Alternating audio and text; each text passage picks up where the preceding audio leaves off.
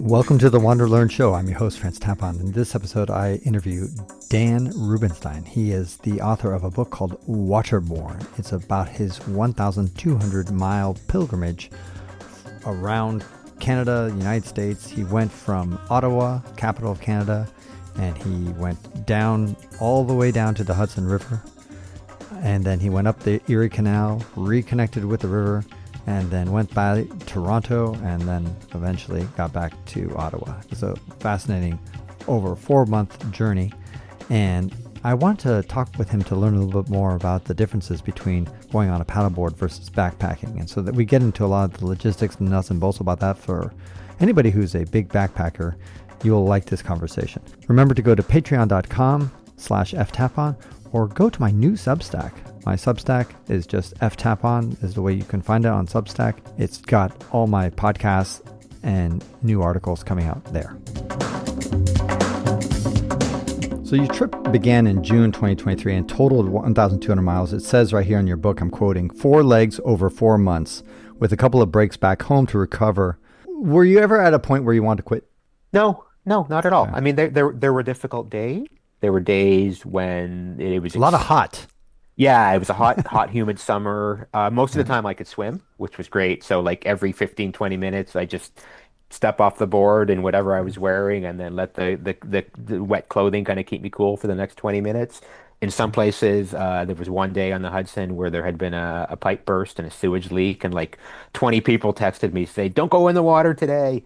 So that was a difficult day. But yeah, the heat and humidity were challenging. There were some really windy days and stormy days, but I never wanted to quit. I kind of knew that I just have to keep head down, keep paddling, and every day I say kind of an entire universe unfolded. Every day there were high highs and low lows, but invariably at the end of a day, I'd have somewhere to sleep, something to eat. There was often somebody to talk to, and that energized me. And then I wake up at dawn or before dawn the next day and be ready to hit the water again. I mean, this is the Huckleberry Finn kind of idyllic dream where you're spending all day on the water, just seeing where it takes you. And I was able to live that for 4 months, which was a really kind of a wonderful blessing and experience for me.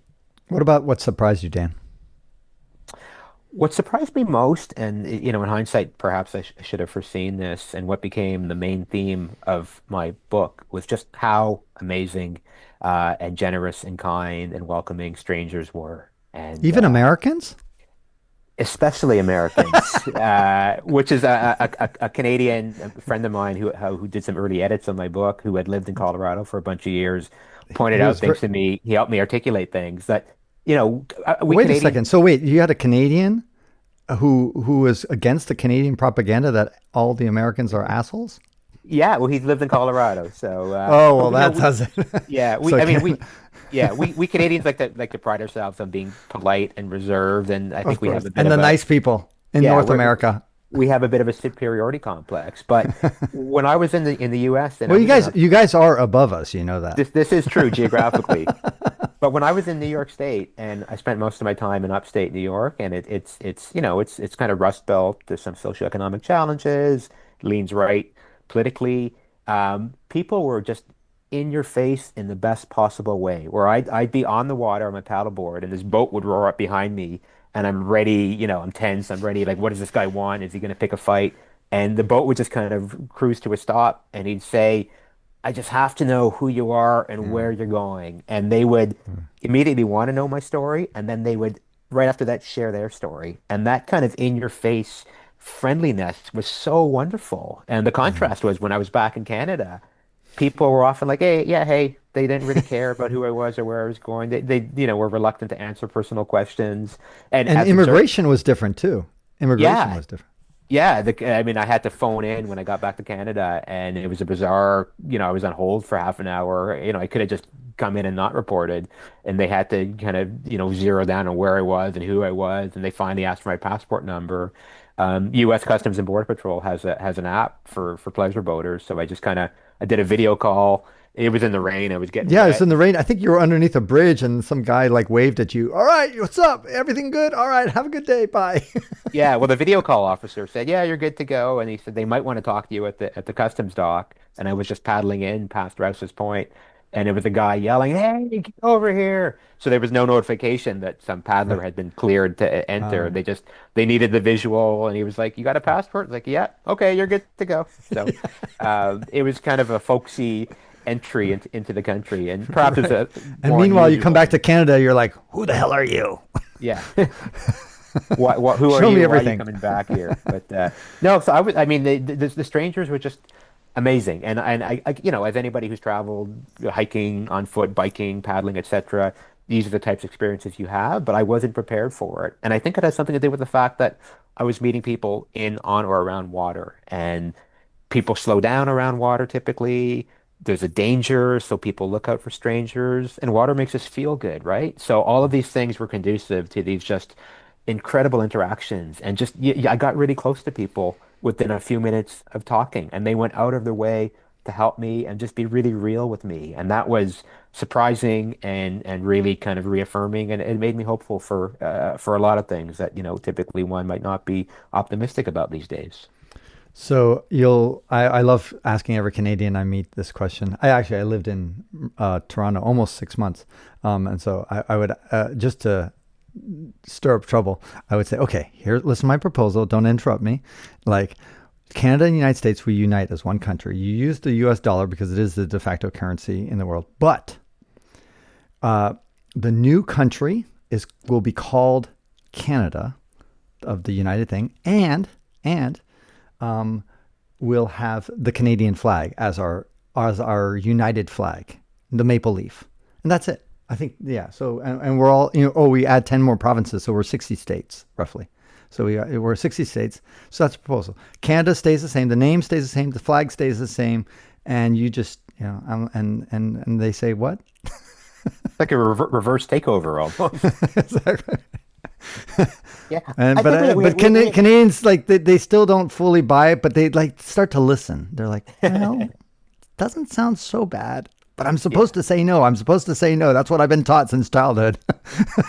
I think we have so much in common, right? And when interactions are mediated by technology, when you're just looking at headlines, or when you see some asshole in a car on the highway and he's cutting you off, Or in there's the White friction. House. Yeah, anywhere. But when you actually talk to people in person, ideally outside, Yeah, we're all the same, right? And yeah, in my experience, I'm a guy in a paddleboard. I smell bad, I look bad, but some mm, guy in $1 million boat is going to talk to me as their equal, right? mm, So just being together in that type of environment cuts across so many lines that typically divide us: race, class, gender, mm, everything. mm. You're just people, and you're just trying to make your way down the river, basically, right? We're tribal, and but sometimes the tribe, we realize that we are part of one tribe. It's called the human tribe. Exactly. It's a big Yeah. group. So speaking about human tribe, you talked about, you quoted McCandless, the guy who went on into the wild and basically died by himself. And I like the fact that you quoted him saying that one of his last notes was, happiness is only real when it's shared. But you weren't sharing. I mean, you were sharing pit stops here, but did you feel very lonely on the trail, or did you feel like, God, this would have been so much better if I had done this whole paddleboard adventure with my wife or a buddy or somebody? I get that question a lot, and I'm somebody who enjoys solo time. Again, whether it's Mm, hiking, walking, paddling, cycling, skiing, cross-country skiing, etc. So I like my solo time, but I no, I wasn't lonely because there were people everywhere, and I might have spent 6, 8, 10, 12 hours by myself paddling on one particular day, but when I'd stop, there was usually somebody to talk to, and kind of the lower times of the trip when there were days when I didn't have that much human interaction. But most days I had some of it, and some days I had a lot of it. that's right. What's the German word that is the means being alone in the forest and having a total sense of peace and contentment? Yeah, yeah, I think it's in the book, I think, and I Yeah, definitely a it friend of is. mine talked to me about it. Waldensamkeit. Yeah, yeah. Waldeinsamkeit. I wasn't sure That, if you spoke some German. no, nine. But paddling Okay. again, and I keep saying like walking, like skiing, etc. It's a really kind of meditative activity, and there were days where I knew I had this many miles to make, and I would just start off. I would be thinking about the paddle stroke, and if there's four or five, the reach, the plant the blade, you pull it back, you feather it, you hinge. I would be thinking about the steps of it, and almost like a mantra, and then I would realize that I would stop thinking about it, and 2 hours would have passed, and I would have covered 7 miles, and I hadn't thought about anything at all. I was just being and moving. And, so you might think, oh, 12 hours by yourself doing the same damn thing again and again and again has got to be monotonous and tiring and draining. But it wasn't. It was this kind of harmony of body, mind, and environment. There's a lovely Rebecca Solnit, American writer, line I quoted in my walking book where it's like three notes making the same chord, right? Three notes in harmony, body, mind, and natural environment. And when those things are in sync, what is better than that? What is better than carrying 60 pounds worth of gear? Well, probably 50 pounds worth of gear. Yeah. I'm curious, like, how much for every ounce or gram that you add to your body weight or your pack weight in backpacking, you feel it. You add a kilo, boom, you feel it. And I'm wondering how tight is that correlation when it comes to paddleboard? If is 50 pounds way noticeably easier than 60 pounds? It's not as significant on the water. I mean, the beauty is that the buoyancy keeps the stuff afloat and that makes it easier. So, the Erie Canal comes to mind. The Erie Canal was built essentially to move stuff and people inland in the United States. In 1825, it opened. And the stat that I use in the book that I really love is that uh, because the only way to move stuff off the Hudson prior to the Erie Canal was like really rough roads and horse-drawn carts. It cost as much to ship stuff from England to the US than it did to move it like 20 miles inland. So just having a little narrow ribbon of water made it so much more efficient to move things and affordable and faster, right? So it's not the same. It's not the same equation as weight on your back is while hiking. Let me quote your page 183 of your book. He says, before the canal opened, you wrote, it took 2 weeks to travel Albany to Buffalo, 2 weeks by stagecoach over rough trails. But then once he had 83 locks, overcoming 571 feet of elevation over more than 350 miles, the trip was shortened from 2 weeks to 5 days. That's amazing. And that's 200 years ago, right? Like that's Right. 200-year-old technology. So yeah, it really, I mean, obviously trains and then highways made it a lot quicker and the canal was made redundant for shipping for commercial operation. But water is the easiest way to move things, right? And it's still, the area is still used somewhat for shipping today. There's some big brewery vats that have been shipped because it's the most effective way. They come from China over the ocean and then inland on the canal. Submarine parts have been shipped in the Erie Canal because it's just better than trying to break them down and get them on trucks or trains. So there still is some utility in waterborne shipping inland. It's amazing. I mean, again, continuing that quote that I'm having, that I'm seeing here, sparsely populated the interior, the cost of bringing goods was dropped by 90%. And thanks to that efficiency of horse-drawn, mule-pulled boats versus ox-drawn wagons in 1800, moving a ton of goods, 30 miles, had the same cost as shipping a load to England. Exactly. Back in the day, Yeah. right? So, Yeah. I mean, it just shows you how expensive it is to drag these things up and over a hill versus going over water. Yeah, and it also defined our geography. I mean, and industries developed, settler communities and industries because the water was there. And even though, again, the canal was supplanted by trains and then highways, the communities were still there. So by and large, the roads and rails follow the same routes as the water. So those veins are still there. The interesting thing now is that even though, the Erie and other canals are not used for commercial purposes, they bring water into the heart of many communities. And that's a resource. That's a Yeah. resource for drinking, for agriculture, for recreation, for urban development, right? So the water is there. We're recalibrating how we use it and how we access it. It's much more quality of life than nuts and bolts of industry these days. Now, somebody, Dan, said that they observed you and they said, man, people go down the Yukon River with less gear than you have. And I'm wondering again, gear selection. Do you think that you brought too much? What would you have left behind? Maybe during the journey, you actually said, you know what, I don't really need this, and you brought it home or got rid of it. Um, if you had to do it all over again, what were some items that you would leave behind? I did jettison a couple things. One was a big, heavy hardcover novel that I had brought. I figured I'd be reading in my tent at night, but usually I'd read like a Sleep. paragraph and then fall asleep. So I, Yeah. I left that somewhere on the Hudson. I also brought, sort of a warm base layer in case it got cold at night, and I actually mailed that stuff home from New York City because it was so hot and humid that, Yeah. I'd often just be naked in my tent just trying to cool down enough to sleep. So yeah, too much warm gear in the summertime and a heavy book. Because I was doing journalism, because I had meetings, I tried to be somewhat presentable some of the time. So I had some extra clothing that, I would put on the nice shirt if I had an interview with somebody and I Mhm. wanted to look somewhat respectful. Maybe in Mhm. hindsight, I would have, sort of eliminated that charade and just wore my stinky paddling clothes more of the time. The thinking on a trip like this is you have your paddling gear and then your non-paddling gear. So I could have maybe weaned down the clothing. And I was able to get food in a lot of different places, but not everywhere. So I had a decent stash of dehydrated meals and energy bars and shakes and things like that, because that's not stuff you can get in any small town, dollar store or grocery store. So maybe I could have brought a bit less of that, but I wanted that just to be sure that, if I end up by myself in the middle of nowhere, I've got dinner and breakfast with me because you're burning a lot of calories and you just need to be consuming stuff all the time. I was hungry all the time. I ate so much and was still losing weight. I had to buy a belt in one town because my shorts no longer stayed up. So, yeah, but I was able to get food in every place, and people gave me food too, which was awesome. I read this one part of your book I like here. In my book about walking, I tried to distill everything I had learned and settled onto three words: walk more, anywhere. That's great. And for the essence, for the blue space, you said Latin words, solvitum aqua, which is it is solved by water. Tell me about why you kind of summarize this book by it is solved by water.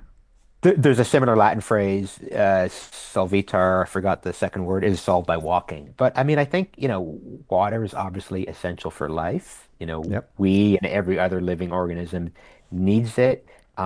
Psychologically and spiritually, it's important too. And because it's this connective force, it's a conduit that has a potential to link human beings with one another. I think it has this tremendous healing potential. When I think about the challenges facing the world today. I think about climate change, but I also think about disconnect between people and our inability to relate to one another. And I think that in order to address issues such as climate change, it's not going to be a technical solution. It's going to be identifying with one another as as members of the same tribe and talking to one another that'll help us figure out, okay, here's how we adapt and mitigate. And I think water has a capacity to bring people together, right? So it's not like a magic bullet. You go down to the river and everything's great, or you put a fountain in a town and everything is wonderful and everybody's healthy and happy and has a home and a job. But I think water, and meeting by the water and seeing one another as fellow humans by the water is a potential first step towards addressing some of the biggest crises we're facing these days. So yeah, I think it is all solved by water. It's the thing that we need. Otherwise, we're gone. They call us the aquatic ape. Yeah, yeah. We're I mean, we're the only ape that doesn't have that much hair, you know. So some people think that we had a strong affiliation with the water that we swam in it because we it's more aerodynamic, not to have all this hair. And so maybe some people had this crazy theory about that. What about future adventures, Dan? Yukon River, would you want to do it? that'd be a fun race to do. I don't really do organized races much. Some small ones, but yeah, No, I'm that would just be talking fun. about just for casual and not racing. Just maybe Canada has. I don't know if you know this, but it has a lot of rivers. I've seen a couple. Yeah. And so especially in the Great White North. So there's the Copper Lake or whatever it's called, the Copper River. Anyway, there's so many Copper mining. Yeah. rivers. Copper Mine. Thank you. Um, would you be interested in doing a canoe trip or a paddleboard trip in one of the billions of rivers that Canada has? Yeah, I think I'd be up for like a long trip in a remote river. I think I have the capacity now and the knowledge to be able to do something like that. Beyond big trips, though, my main passion is surfing, and you can surf on a paddleboard. And not only can you surf on ocean waves or waves in the Great Lakes, but rivers get standing waves, whether from rapids or tidal exchanges. So you can surf on a paddleboard, on a wave on the Ottawa River. It's December now, this time of year. And I'm going to head out tomorrow, I think, because it's going to get above zero and surf right here in the city where I live on a short surf paddleboard. And it is Mm. the most amazing feeling in the world because you're on this wave, you're in the middle of the river, there's nobody or nothing around you, other than a few gulls and geese. Your wetsuit is keeping you warm and you're carving back and forth and going up and down, surfing in this context. It's the most euphoric feeling in the world. So a lot of my energy is focused on that these days. And, I think the momentum to organize a bigger trip will come. I'm already thinking about what the next big thing will be, but surfing is a hell of a lot of fun between now and then. And I just want you to inform people where they can find out more about you, your journey, your book. I imagine it's on Amazon, of course. Maybe if they want to kind of like see pictures and things like that. Do you have a social media? Yeah, my website is waterborne, one word with an E at the end, .ca. My Instagram handle is Dan Rubinstein, which is Rubinstein, and then SUP for stand up paddleboard at the end. So Dan I'll put it in the show Rubinstein. notes. Yeah, Dan Rubinstein Sup. But the book is available Amazon, Barnes and Noble, all big and small booksellers. If you Google it and my name, you'll find it. And uh, paperback, audiobook, ebook, all the formats are there. Mhm. Folks who have read it seem to like it, and Yeah. libraries have it too, so you don't have to buy it. You can check it out from your local library probably as well. Yeah. But yeah, hopefully folks find it, enjoy it, and tell their friends about it. Excellent. Well, Dan, I congratulate you for writing a great book. You learn one thing we did not touch upon, but we talk a lot about the history, the canals, the impact of canals, and just so many other things. You talked a lot about climate change in the book. I mean, there's many other topics you talk about. Not just I was curious mostly about the logistics and the nuts and bolts of the journey. But it is a profound book that covers many topics, and I congratulate you of having done a great job. Thank you so much, Francis. Thank you for reading it, and keep on walking, and try some more paddleboarding one of these days. Few more minutes for me. Okay. Take care. And that ends this episode of the WanderLearn podcast, where we explore travel, technology, and transformation. If you'd like to see the show notes with links to what we've talked about, go to wanderlearn.com and click on this episode. If you'd like to connect with me, just remember F Tapon. That's my first initial and my last name. F Tapon is always my social media username. My website is ftapon.com. Do you want to leave me an anonymous voicemail where you can make a comment or ask a question? Then go to speakpipe.com/ftapon. Furthermore, if you'd like to get rewarded for supporting my projects, then go to patreon.com/ftapon. That's where you can pick up some remarkable rewards for as little as $2 a month. Now, 5 quick favors. Number 1, subscribe to the WanderLearn podcast. 2, download it. 3, share it. 4, review it. And 5, sign up for my newsletter at wanderlearn.com. Our theme music was composed by Eric Stratman. This is Francis Tapon, encouraging you to wander and learn.